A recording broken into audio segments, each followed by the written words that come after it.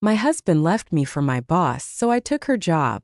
They told me office romances were messy. No one warned me that my office divorce would come with an audience, a calendar invite, and a catered tray of macarons. My husband left me on a Wednesday at 9:02 a.m., 6 minutes into our weekly commercial strategy sync. The subject line had an emoji my team joked about because the only thing burning was our backs under the deadline. I was sharing a deck when the conference room door opened and Julia, my boss, walked in with that slow, blade-sure smile and an espresso she hadn't paid for. She sat. My husband, Alex, followed. He shouldn't have been there. He worked 2 blocks away at a startup that loved scooters and burn rate. But there he was, my favorite blue shirt on a man I suddenly didn't recognize, eyes refusing to land on mine, palms hovering like he'd touched a stove and couldn't figure out why he kept putting his hand back. Quick housekeeping before we start, Julia said, voice sugar over steel. We'll need to reassign vendor approvals, given recent changes. Changes? I asked stupidly,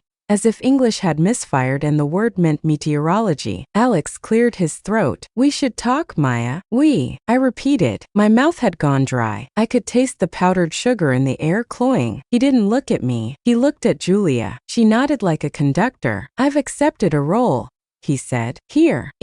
He swallowed. Julia's office. Something inside me went very quiet, the way a room does when the AC shuts off, and you suddenly hear what's been humming over you all along. Here, I said. I glanced at Julia. She took a delicate bite of macarons and dabbed her lip with a napkin I bought for the break room last month. Pistachio green stained white. In Julia's office. It's a strategic hire, Julia said. We're accelerating partnerships. Alex has synergies.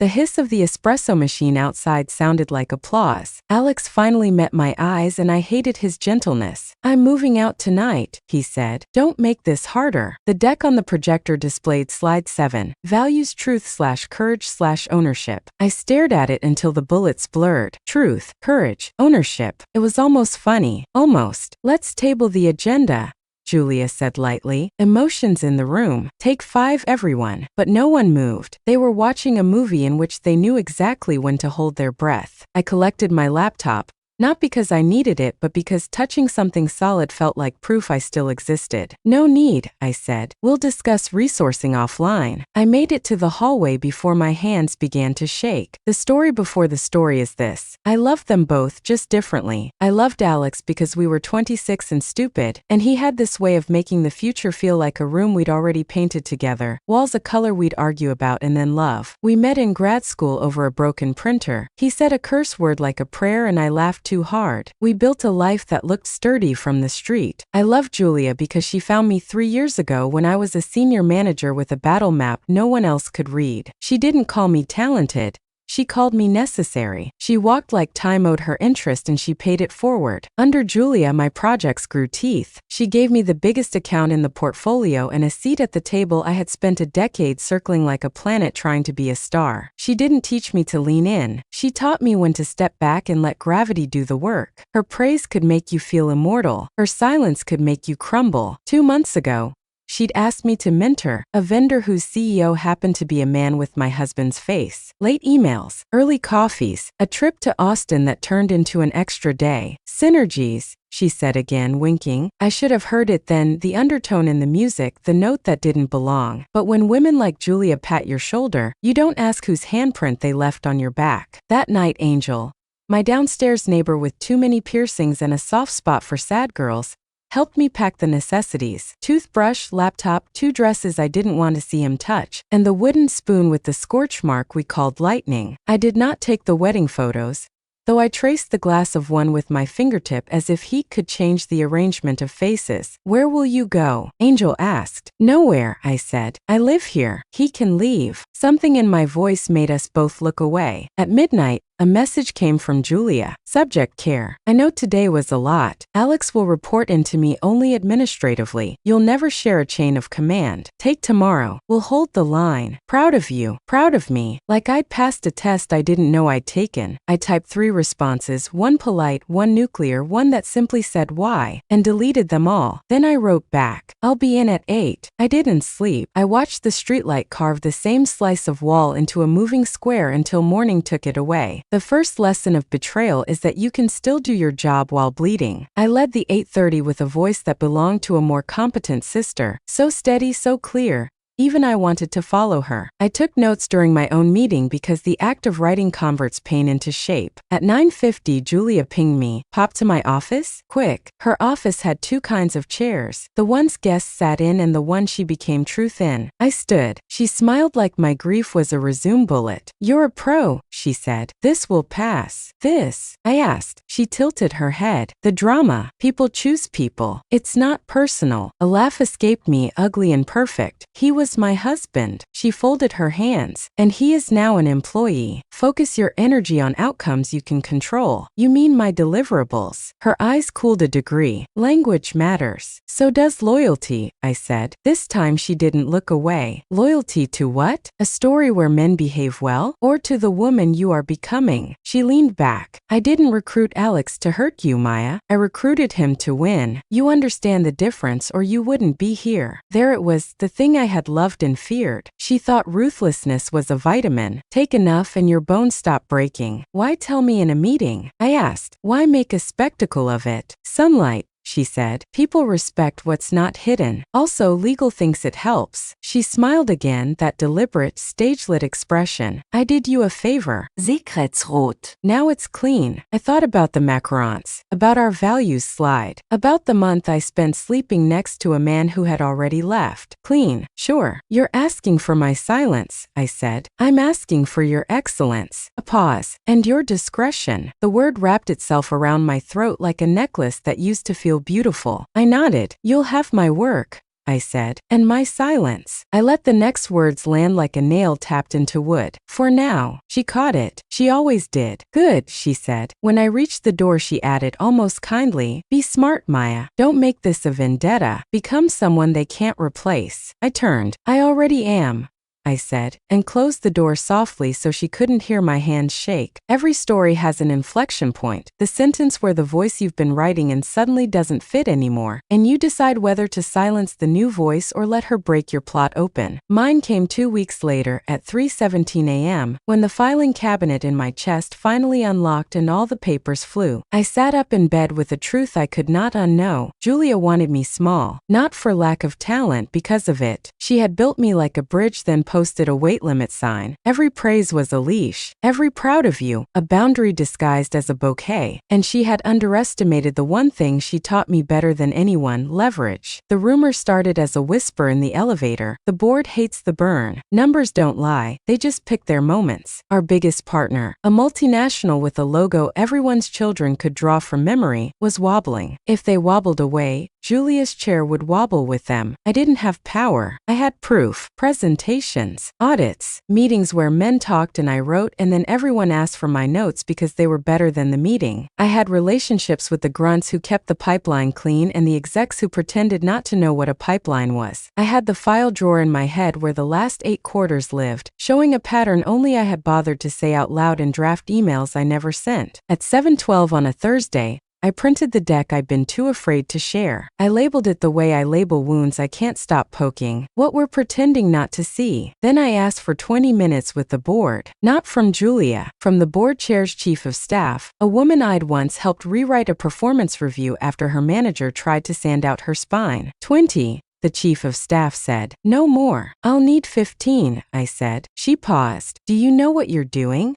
Yes, I said, and for the first time since 9:02 on a Wednesday I did. The meeting was set for Monday at 8 a.m., the hour ambitious people weaponized to look like discipline instead of desperation. Julia didn't know. Not yet. The board chair, Ms. Lang, was the kind of woman you only saw twice, once when she hired you and once when she fired someone else. Her handshake was dry, deliberate, like she counted character and bone pressure. I'd met her once at a conference when she said, good slides, terrible politics, fix that. I had. I entered the boardroom with my deck and my heart doing Morse code behind my ribs. The air smelled of oak, paper, and the faintest trace of expensive perfume that had survived generations of power. 15 minutes, Lang said. Impress us. I only need 10. I plugged in my laptop. The first slide glowed. What we're pretending not to see. Silence. Then a chuckle from one of the directors. Well, that's brave.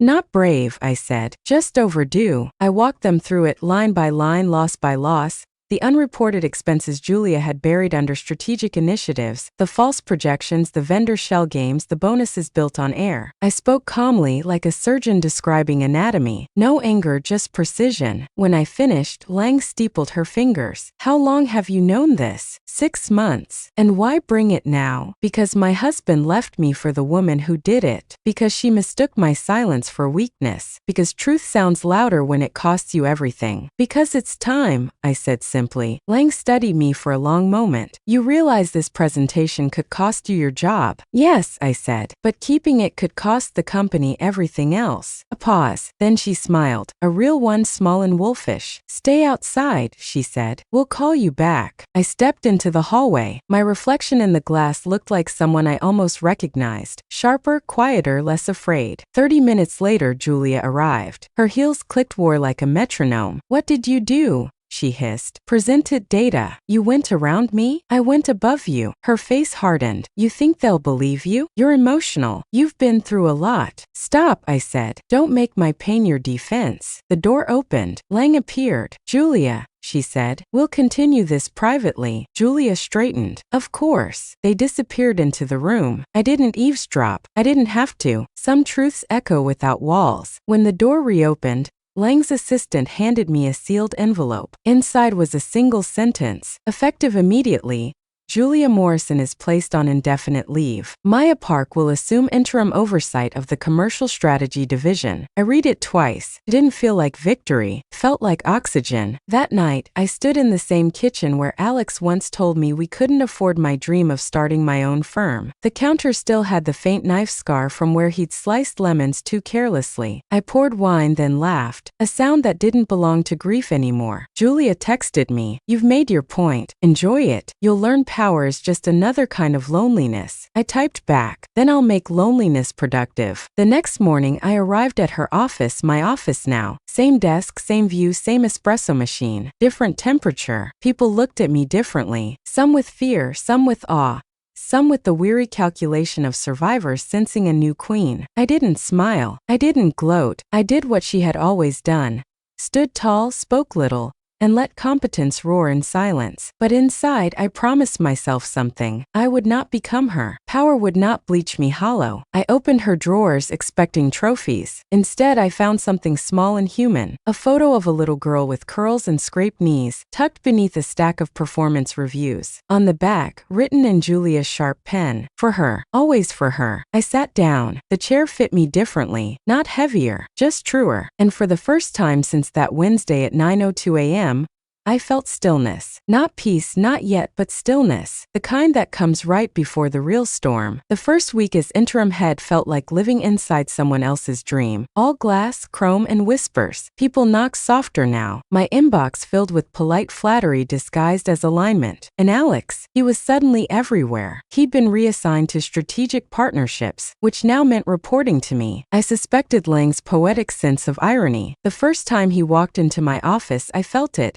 That old static, grief's ghost pretending to be adrenaline. He stood awkwardly by the door, tied too tight, guilt pressed into every seam. "Maya," he said quietly, "congratulations." "On what?" He gestured vaguely around. "All this." "Right," I said. "The empire you built and she lost." He winced. "It's not like that." "Then tell me what it's like, Alex. Explain how sleeping with my boss was a career move I should admire." He sighed. "Julia and it wasn't."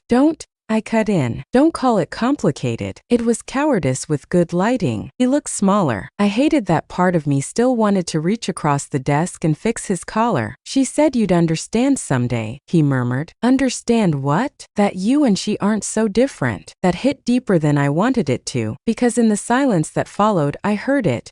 The echo of Julia's words the day she promoted me. "Be smart, Maya. Don't make this personal. Make it powerful." And now here I was, sitting in her chair, using her tactics, winning her war. Was that difference or inheritance? At 2 a.m., alone in the office, I opened Julia's archive drive. Most files were mundane: forecasts, memos, confidential HR reports. But one folder caught my eye. Succession. Inside was a presentation dated 2 months before my husband left me. The first slide. Leadership Realignment, Contingency Plan. Prepared by Julia Morrison. Halfway through, I found my own name, and under it, Mentorship Complete. Recommend transition readiness in 3 to 6 months. Leverage emotional volatility, marital separation, to accelerate autonomy. Test loyalty. My hands went cold. It was all there. Every humiliation, every betrayal, engineered. Julia hadn't stolen my husband because she wanted him. She'd done it to shape me, to see if pain could sharpen into dominance, to see if I could become her. I sat in the dark until the cleaning crew turned off the lights. The city shimmered below, beautiful and dishonest. Then, as if summoned by the thought,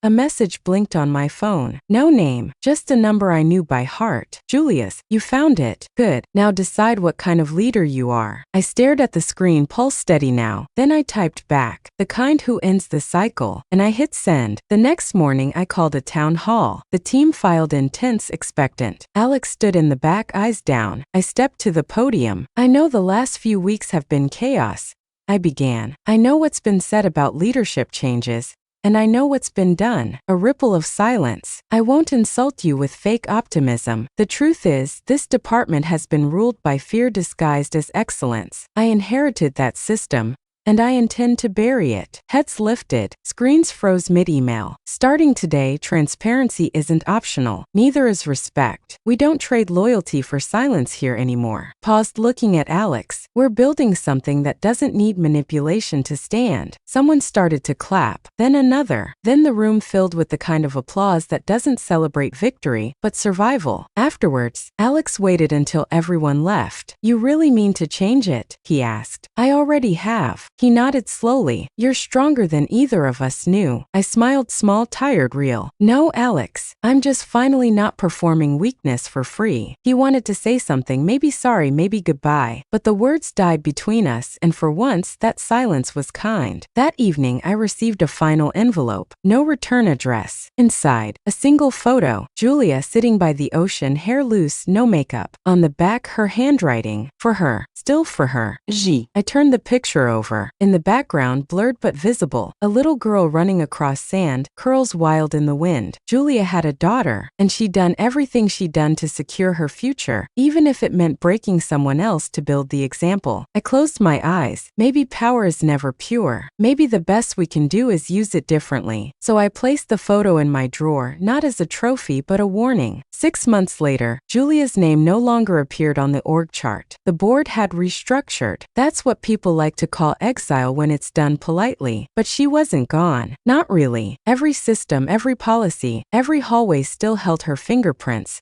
Invisible but felt. The difference was the tone. People laughed now. Meetings started on time but ended early. Feedback stopped sounding like confession. The air didn't vibrate with fear anymore. It hummed with focus. We were still imperfect, still human, but we had stopped bleeding ambition for sport. And me? I learned that leadership isn't about who sits in the biggest chair. It's about who remembers how to stand. Alex transferred to another branch. We never said goodbye.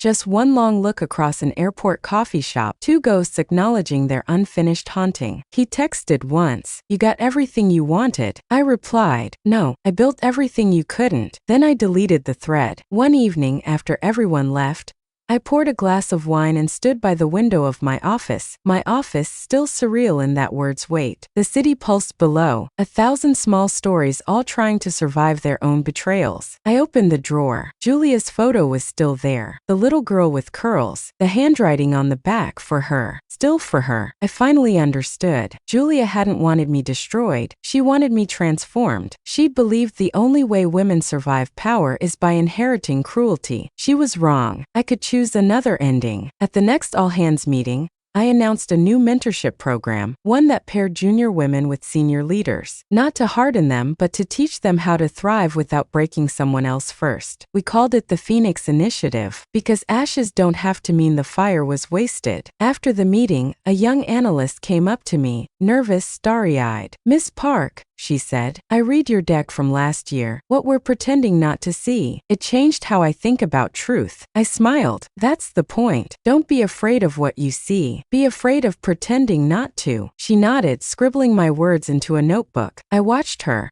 a version of me before the fire. For the first time in a long time, the world felt wide again. Later that night, walking home under a city sky that refused to show stars, I felt it. Not triumph, not vindication, but release. Grief and ambition had finally stopped fighting in my chest. They'd made peace, built a home, lit a quiet lamp. And in that stillness, I realized something. Julia had built an empire of control. I was building one of courage. Her lesson was finished. Mine was just beginning. I sent one last message to the old number that used to belong to her. No greeting, no signature. Your girl is doing fine. No reply came, but I imagined her somewhere by the ocean again, reading it with a half smile, knowing that in the end the experiment had worked. I hadn't become her. I'd become me. They tried to teach me power through cruelty. I taught them power through truth.